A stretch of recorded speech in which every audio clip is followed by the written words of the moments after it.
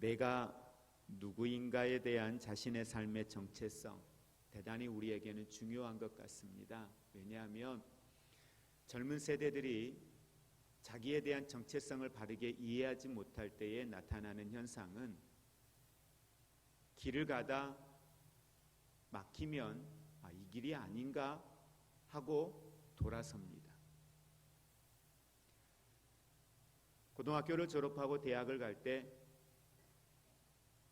내가 원하는 자신의 비전과 방향성이 분명하지 않으면 점수에 맞춰서 환경에 따라서 대학을 선택했다가 대학을 졸업하고도 자기의 전공을 전혀 살리지 못하고 나중에는 다시 자기가 원하는 걸 찾아서 공부를 하는 이런 상황들을 많이 봅니다. 왜 이런 상황들이 많을까? 왜 우왕좌왕하는 이런 상황들, 때로는 갈등하고 때로는 멈추어 서서 어디로 가야 할지 모르는 상황들 앞에 계속해서 직면하게 될까?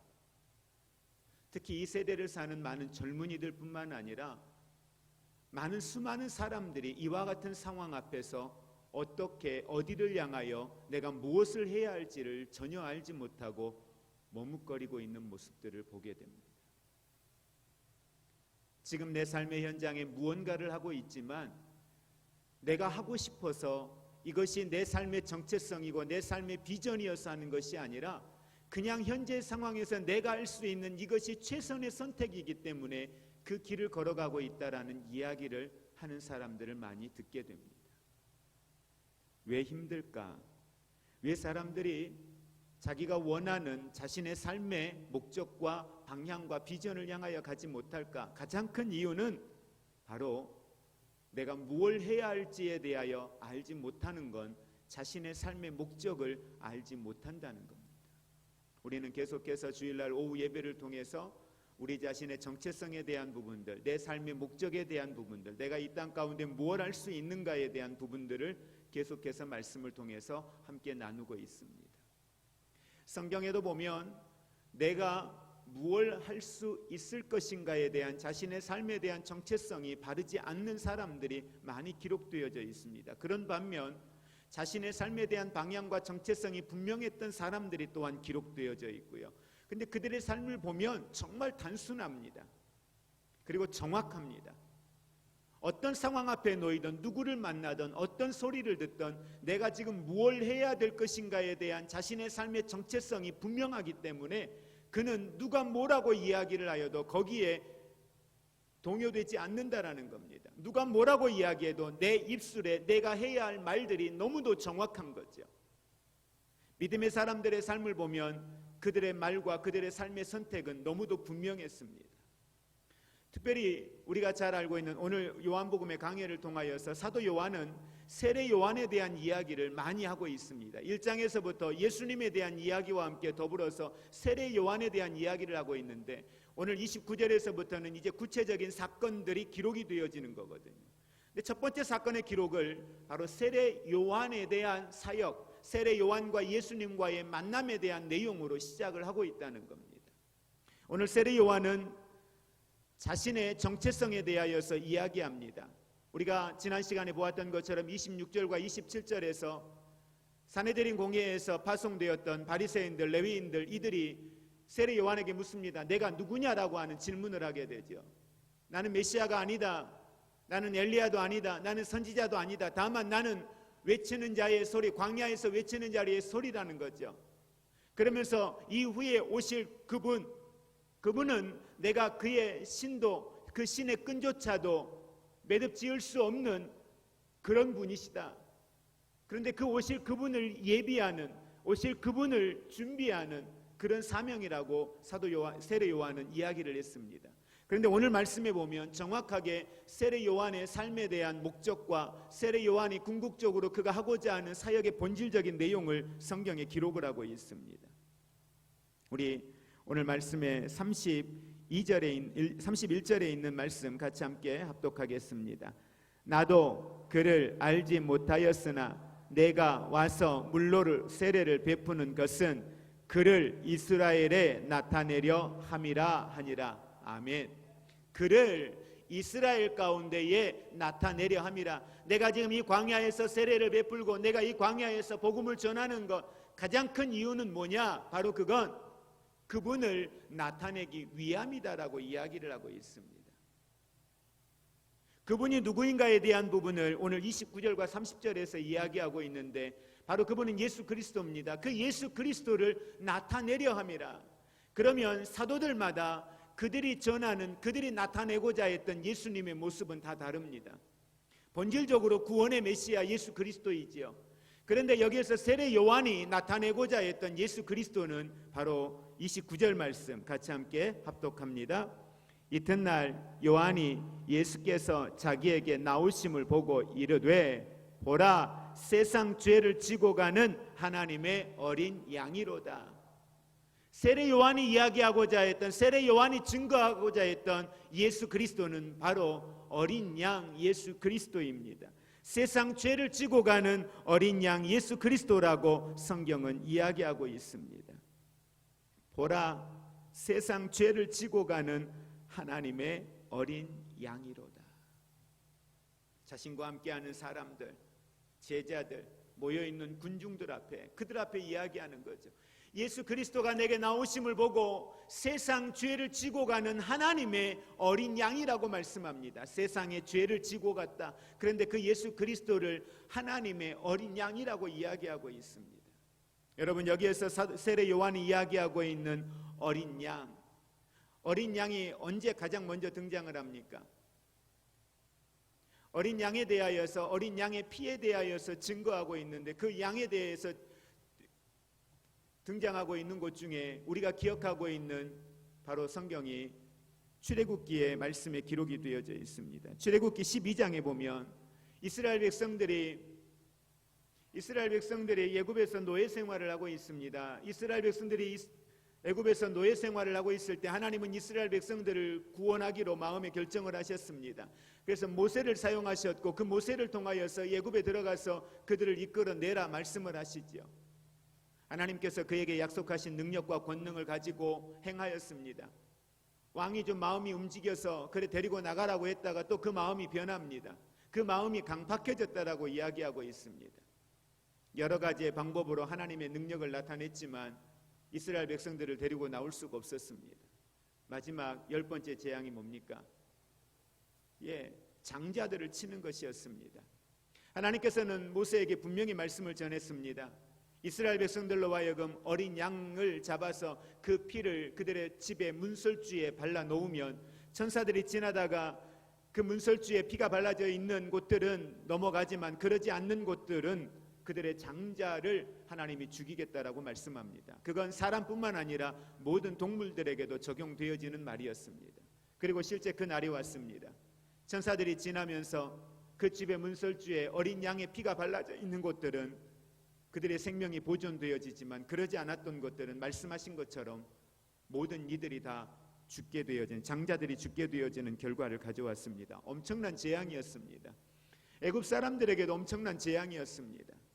결국은 하나님은 이 재앙을 통하여서 이스라엘 백성들을 출애굽을 시작하신 모습을 보게 됩니다. 그 어린 양의 피가 무슨 의미가 있겠습니까? 그런데 성경은 일관성 있게 구약의 모든 내용들이 이 피의 제사를 통하여서 그들의 죄 사함을 하나님이 허락하셨던 모습을 보게 됩니다. 그래서 여기에 쓰여진 단어가 그 어린 양의 피라고 이야기합니다. 어린 양이라고 이야기를 하고 있습니다. 늘 그들의 문화 속에서는 이 어린 양의 피를 통하여서 그들의 죄 사함을 받았거든요. 그런데 세례 요한이 증언하는 거죠. 우리를 위하여, 우리의 죄를 위하여 이 땅에 오신 하나님의 어린 양이라고 그렇게 표현을 하고 있습니다. 예수님은 유월절의 어린 양과 같이 우리의 죄를 대신하여 죽음으로써 그 피로 죽어야 할 우리를 살려주신 줄 믿으시기를 바랍니다.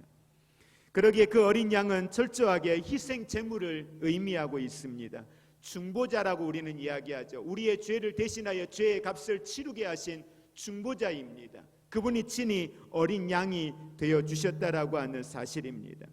출애굽기 29장 38절 말씀에 보면 내가 단 위에 드릴 것은 이러하니라 매일 1년 된 어린 양 2마리니 매일같이 하나님 앞에 예배하면서 그들의 죄 사함을 위하여서 하나님 앞에 예배하며 나아갑니다. 그럴 때마다 어린 양 2마리를 잡아서 그 피의 제사로 하나님 앞에 나아갔던 모습을 성경은 이야기하고 있습니다. 이처럼 예수님께서는 우리를 위하여서 희생의 제물이 되어 주실 것을 세례 요한은 예언하고 있습니다. 이스라엘의 백성들의 죄 사함을 위하여 이 땅에 오신 예수 그리스도, 모든 죄 사함을 받기 위하여서는 그들은 양을 잡아서 그 피를 드렸고, 그 희생의 제물이 바로 오늘 우리를 위하여 이 땅에 오신 예수 그리스도이십니다. 세례 요한은 예수님에 대하여 표현할 때에 많은 단어들로 예수님을 표현할 수 있었을 것입니다. 또 실제 예수님의 제자들도 예수님과 함께 동행하면서 그들이 경험했던 예수 그리스도를 생각하면 예수님에 대하여서 많은 내용들로 그들은 예수님을 증언할 수 있었을 것입니다. 어떤 이들은 예수님에 대하여 이야기할 때에 성인 중에 한 사람으로 표현을 하기도 합니다. 어떤 사람들은 그 시대에 좋은 리더십을 가졌던 리더로 표현을 하기도 합니다.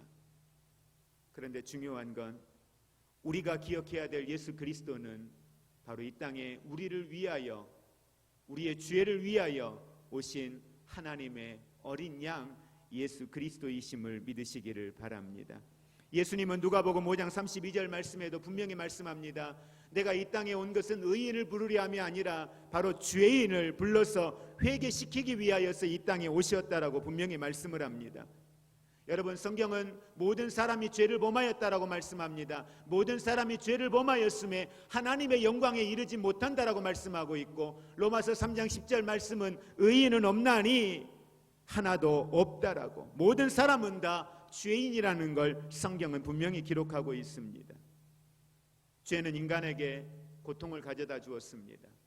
매일같이 그렇게 제사를 지내지 아니하면 안 되는 상황들, 또 그들의 죄는 한 번에 제사로 끝나는 것이 아니라 매번 그렇게 드려야만 되는 그러한 상황들, 그리고 그들이 가졌던 죄로 인한 결과는 때로는 그들이 눈에 보이는 상황과 환경을 따라서 하나님이 없는 인생을 살아가는 일들에 대하여서 결코 주저하지 않는, 죄가 그들의 삶을 끊임없이 지배하는, 하나님과 소통할 수 없는 삶의 자리에 그들은 놓이게 되었습니다.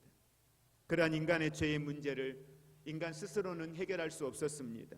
그 사망에서 그 누구도 벗어날 수 없었습니다. 아무도 자신의 죄를 자신 스스로가 지울 수 있는 그러한 자격과 그러한 은혜를 하나님은 결코 부여하지 않으셨습니다. 때로는 아무리 착한 일과 선행을 행한다 할지라도 그들의 죄는 결코 없어지지 않았습니다. 죄를 용서하실 수 있는 분은 오직 한 분이십니다. 바로 창조주이신 하나님이십니다. 죄를 사하실 수 있는 권세와 능력 또한 하나님 한 분에게밖에는 없었습니다. 오직 하나님만이 인간을 심판하십니다.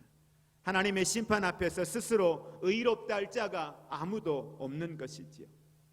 모든 사람이 이렇게 죄 아래서 죽을 수밖에 없었는데 하나님은 하나님이 사랑하는 하나님의 자녀들을 살리기 위해서 이 땅에 독생자 예수 그리스도를 보내주셨습니다. 그리고 그분을 희생양, 어린 양으로 우리를 위하여 십자가 앞에 내어주신 줄 믿으시기 바랍니다. 어린 양의 피, 예수 그리스도, 그 예수 그리스도는 모든 사람들을 죄 가운데 구원하는 능력의 십자가요, 능력의 피인 줄 믿으시기 바랍니다. 베드로전서 2장 24절 말씀은 이렇게 말합니다. 친히 나무에 달려 그 몸으로 우리의 죄를 담당하셨으니 이는 우리로 죄에 대하여 죽고 의에 대하여 살게 하려 하심이니라. 예수 그리스도는 온 세상의 죄를 짊어지신 구원자이셨습니다. 그것이 유대인들만을 위한 것이 아니라 이방인, 이 세상의 열방의 모든 사람들을 위한 복음이었고 구원하기 위한 십자가의 피 흘림이었음을 믿으시기 바랍니다. 그러면서 세례 요한은 예수님을 다시 증언하는데 그 예수님을 바로 우리에게 성령 세례를 주실 분으로 증언하고 있습니다. 여러분, 여기에서 우리가 재밌는 한 모습을 봅니다. 33절과 34절에 보면 세례 요한은 이렇게 말합니다. 우리 같이 한번 합독합니다. 나도 그를 알지 못하였으나 나를 보내어 물로 세례를 베풀라 하신 그이가 나에게 말씀하시되 성령이 내려서 누구 위에든지 머무는 것을 보거든 그가 곧 성령으로 세례를 베푸는 이인 줄 알라 하셨기에 아멘. 자, 세례 요한이 무슨 이야기를 하냐면 누군가가 내게 말씀하셨어요. 누군가가 내게 말씀하셨는데 그분이 내게 뭐라고 말씀했냐면 내가 누군가에게 세례를 줄 때에 그 세례를 주는 시간에 성령이 그 위에 임하면 그가 바로 메시아요, 그가 바로 성령으로 이 땅에서 세례를 주실 분이다, 성령 세례를 주실 분이다, 그분이 메시아다라고 하는 사실을 가르쳐 주었다는 거예요. 그러면서 세례 요한은 뭐냐면 나도 그분을 알지 못했다. 사실은 세례 요한이 예수를 알지 못했다는 이야기는 아닙니다. 왜냐하면 세례 요한의 가정과 예수님의 가정은 이 사촌 관계예요. 그리고 대단히 밀접한 관계 속에 있었어요. 그렇기 때문에 예수님을 알지 못하지는 않았어요. 예수님을 알고 있었죠, 세례 요한이. 다만 그 세례 요한은 예수님이 이 땅에 오실 때에 그분이 인간의 육신의 몸으로 그냥 단순히 온 게 아니라 성령으로 잉태되어 오신 분이라는 사실까지는 알아요. 그러나 그분이 메시아요, 하나님의 어린 양이라는 사실까지는 모르는 거예요. 그런데 성령이 그의 마음속에 감동을 주고 음성을 주시는 거예요. 너가 세례를 줄 때에 성령이 그 위에 임하면 그가 바로 이 땅에 성령으로 세례를 베풀 자다라고 하는 증언을 그에게 준 거예요. 그러면서 세례 요한이 오늘 29절 이하에 보니까 예수님이 그에게 세례를 받으러 왔고, 그리고 오늘 32절 말씀에 요한이 또 증언하여 이르되 내가 보매 성령이 비둘기같이 하늘로부터 내려와서 그 위에 머물렀더라 이야기예요. 그러니까 예수님에게 세례를 주는데 성령이 그 위에 머물더라. 그리고 나니 세례 요한이 깨달은 거예요. 33절에 나도 그를 알지 못하였으나, 알지 못했는데 보니 그분이 메시아요, 그분이 이 땅에 성령으로 세례를 베풀 자이시다라고 하는 걸 알게 되었다라는 증언을 하고 있는 겁니다. 자, 무슨 이야기냐면 세례 요한은 물로 세례를 줍니다. 그런데 예수님이 성령으로 세례를 주시는 분이다라고 하는 건 뭐예요? 우리를 죄에서 구원할 자, 우리를 죄에서 구원할 자가 바로 그 성령으로 세례를 베푼 자 메시아이신데, 여러분 우리가 물로 세례를 받는 것과 성령 세례를 받는다라고 하는 건 완전히 다른 겁니다. 같은 의미일 수도 있지만 다른 거예요. 물로 세례를 받았다고 해서 그가 성령 세례를 받은 거냐? 그건 아니에요. 그가 성령 세례를 받았는데 물로 세례를 받았느냐? 그것도 아니에요. 순서를 따지면 사실은 물로 세례를 받기 전에 성령 세례를 받고 나서 예수 그리스도가 나의 구주라고 믿어질 때에 그 후에 물로 세례를 받는 게 맞죠. 물로 세례를 준다는 건 목회자들이 여러분들에게 성경 문답을 하고 안수하여서 세례를 주는 거, 그게 물로 세례를 주는 거예요. 성령 세례라고 하는 건 내 안에 예수 그리스도가 믿어지는 거예요.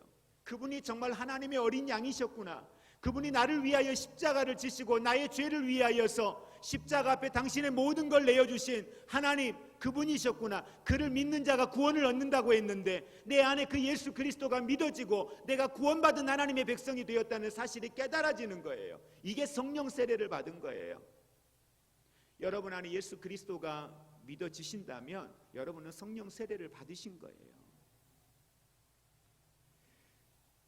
중요한 건 성령 세례를 받은 사람들, 이 성령 세례를 받았다는 건 결국은 거듭났다라고 하는 건데, 거듭난 사람들, 그들은 우리가 어떠한 삶을 그 거듭난 신앙 안에서 살아가야 할 것인가에 대한 부분들은 대단히 중요한 삶의 요소가 되어집니다. 여러분, 성령 세례에 대해서 한 가지를 더 이야기하면, 예수님이 십자가를 지셨을 때 예수님의 한편 강도를 여러분 생각해 보시기 바랍니다.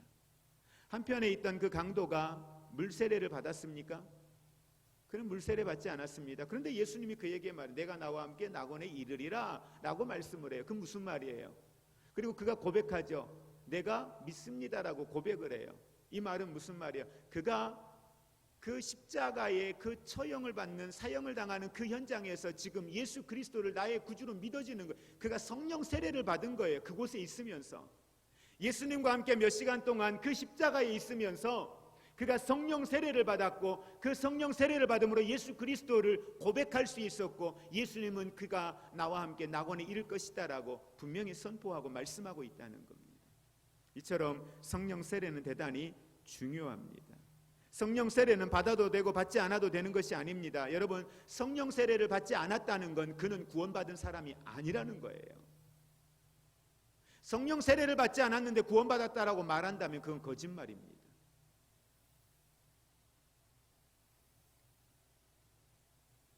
성령 세례를 받은 성도인가 그러지 않는가는 우리는 그의 삶을 보면 알 수 있습니다. 성령 세례를 받았다는 건 내 안에 구원의 감격이 있는 거잖아요. 구원의 감격이 있다는 것은 뭐예요? 그 예수 그리스도가 내 안에 계시고 그분의 생명이 내 안에 있는 거예요. 내 삶의 분명한 목적과 삶의 방향이 내 안에 있는 거예요. 이렇게 성령 세례를 받은 사람의 삶은 고난과 위기를 당하였을 때 정확하게 드러납니다. 고난과 위기를 당하였을 때에 그의 삶의 주권이, 내 삶의 주인이 누구인가를 정확하게 알고 있는 거예요. 그런 사람은 하나님 앞에 나아가죠. 그 하나님 앞에 내 삶을 내어놓고 하나님 앞에 대화할 수 있고 하나님께 여쭈어볼 수 있고 하나님의 뜻을 구하며 나아가는 신앙의 자리에 갈 수 있는 것입니다. 그러나 성령 세례를 받지 못한 사람들은 그의 삶의 현장에서 평소에는 같이 신앙생활을 하고 있으니까 모릅니다. 그런데 그가 성령을 받지 못했다라고 하는 건 종교인으로 산다는 건데, 종교인으로 산다는 건 그가 삶의 현장에서 위기를 만났을 때에 하나님이 없는 인생을 산다는 거예요. 하나님이 없는 삶을 선택한다는 거예요. 하나님이 주인 되도록 하나님을 인정해야 되는데 하나님을 인정하지 않는다는 거예요. 그럴 수도 있지가 아닙니다. 십자가의 은혜가 내 안에 있는데, 어린 양의 그 십자가의 구원의 은혜가 내 안에 있는데 어떻게 그 예수 그리스도를 벗어납니까? 예수 그리스도와 상관없는 삶의 자리에 머무를 수 있습니까? 그건 불가능합니다. 성령 세례받고 구원의 은혜를 가지고 있는 사람이 예수님과 상관없는 자리로 나아간다라고 하는 건 여러분 죄송한데 그건 불가능한 일이에요. 왜? 이 기쁨과 이 감격이 이 예수 안에 있는 이 행복이 내 안에 있는데요. 그래서 우리는 하나님 앞에 그런 기도를 해보게 됩니다. 하나님, 내 안에 무뎌져 있는 이 마음에 구원의 감격이, 구원의 기쁨이 내 안에 흘러 넘치는 삶을 살기를 내가 원합니다. 무뎌질죄로 무뎌져 있는 이 십자가의 복음, 어린 양 예수 그리스도의 십자가의 복음에 대하여서 하나님 다시 한번 내 안에 내가 분명히 구원받은 사람이 맞고 하나님의 자녀인 것이 맞는데 내 마음에 어느 순간 이 감동이 내 안에 없는 걸 내가 느끼는데 이게 답답한 거예요. 그래서 하나님, 내 안에 이 영성이 회복되게 하옵소서. 이 십자가의 복음이 예수 그리스도의 보혈의 피가 내 안에 충만한 이 하나님의 은혜가 회복되어지게 해달라는 이 기도가 오늘 우리의 기도가 될 수 있기를 주의 이름으로 축복을 드립니다. 정말 성령 받았다, 은혜 받았다, 능력 받았다, 권능 받았다, 다른 게 아니더라고요. 어떠한 이적을 나타내는 게 아니라 아무리 큰 이적과 능력을 나타내면 뭐합니까? 내 안에 이 보혈의 능력이, 십자가의 복음의 능력이 내 안에 없으면, 이 구원의 감격이 내 안에 없으면 그건 아무것도 아닌 거예요. 오늘 세례 요한이 너무도 명확한 인생을 사는 거죠. 산헤드린 공회에서 와서 이야기하는 사람들 앞에, 자기를 둘러싸고 있는 수많은 사람들 앞에 그는 누구 앞에서도 자기를 드러낼 이유가 없었습니다. 자기의 업적, 자기의 능력, 자기의 말의 권능들, 자기를 따르는 수많은 사람들, 우리 교회가 몇 명의 사람들이 있고 내가 세례를 몇 명을 주었고 나로 인하여 회개하고 돌이킨 자가 몇 명이고 그게 중요하지 않았어요. 세례 요한의 사명은 오실 메시아, 하나님의 어린 양, 하나님의 어린 양을 증언하는, 이스라엘 가운데 하나님의 어린 양을 증언하는 일, 이것이 그의 사명이었기 때문에 그가 행하는 그 어떤 일도 그에게는 중요하지 않았습니다.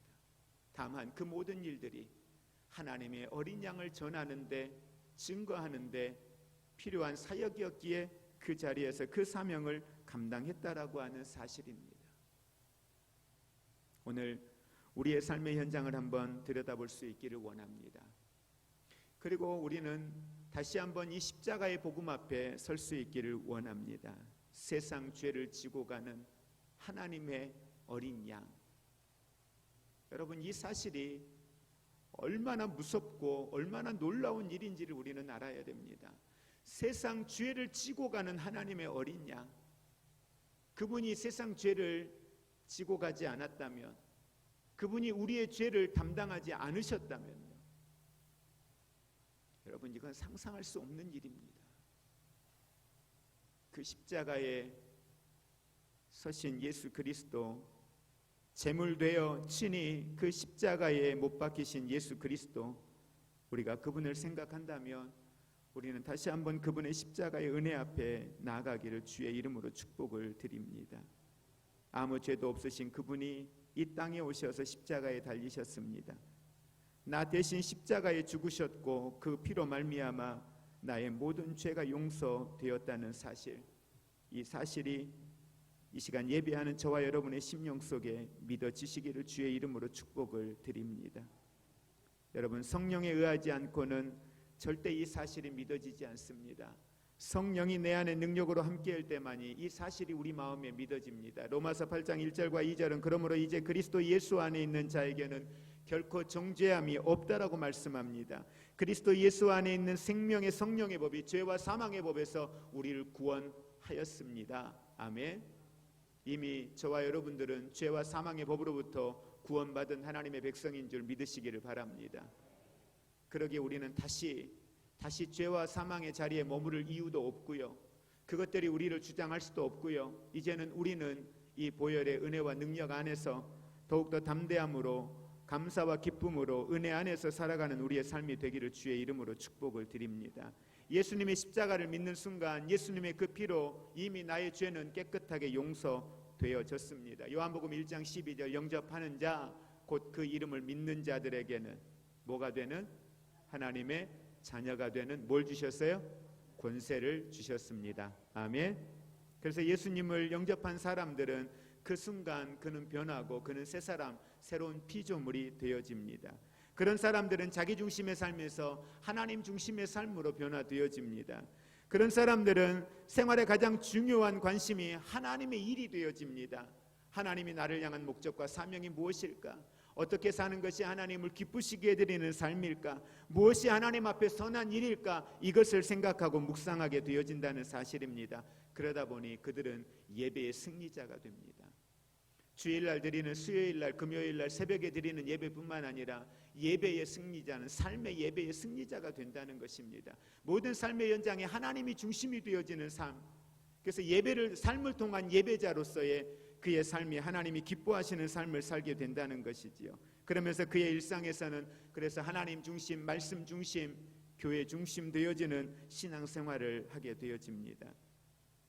몇 년을 신앙생활을 하여도 성령 세례를 받지 못한다면 구원의 감격과 구원의 기쁨 그는 맛보지 못했을 것입니다.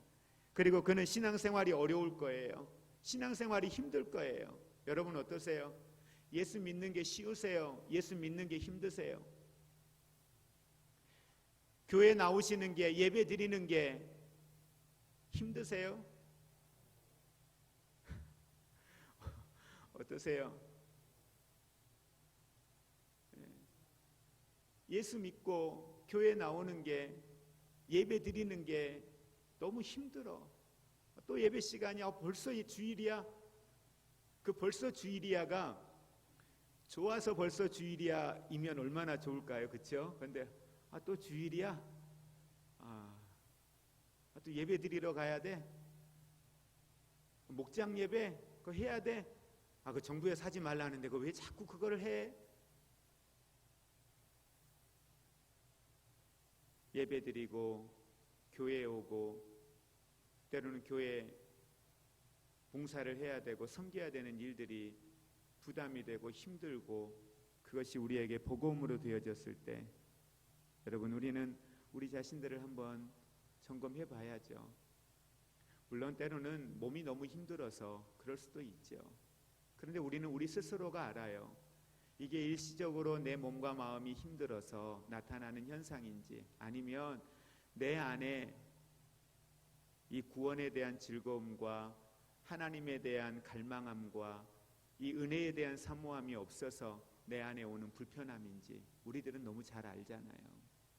그러기에 누가 뭐라고 할 것 없이 중요한 건 성령 세례를 받고 구원의 기쁨을 가진 사람들은 하나님 앞에 예배하는 일들이, 기도하는 일들이, 섬기고 헌신하는 일들이, 믿음의 사람들끼리 만나는 일들이 행복하고 즐거운 시간이 되어진다는 걸 우리는 기억할 수 있기를 원합니다.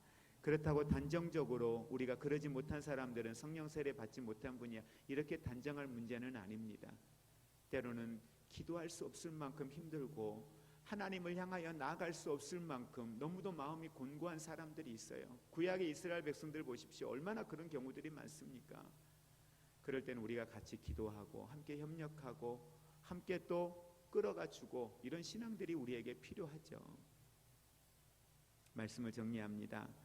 예수님은 나를 위해 오신 하나님의 어린 양이십니다. 이 시간 어린 양으로 오신 예수 그리스도를 우리는 함께 찬양하고 함께 예배합니다. 그 예수님은 나의 생명이십니다. 그 예수님은 나의 참된 생명의 주인이십니다. 여러분, 예수를 위해서 산다는 건, 복음을 위하여 산다는 건, 내 주어진 삶의 현장에서 그분이 중심이 되고 그분이 내게 허락하신 목적, 사명, 직장인은 직장인으로, 가정주부는 가정주부로 그 안에서 예수 복음, 예수 생명 가지고 내 삶을 통해서 그분의 복음이 흘러넘치면 그것이 사명자의 삶을 사는 겁니다. 그것이 바로 은혜의 삶을 사는 겁니다. 그것이 전도자의 삶을 사는 겁니다.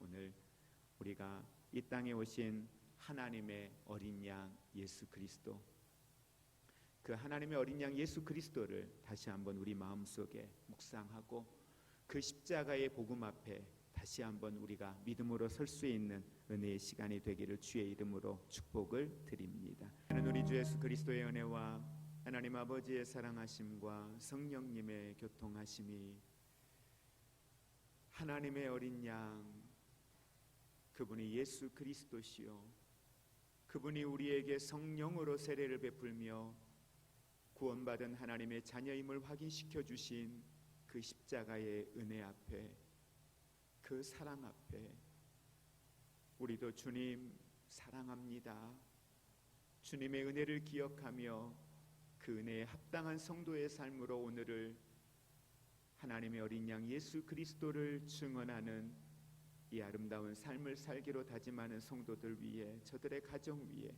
이제로부터 영원토록 함께 있을지어다. 아멘.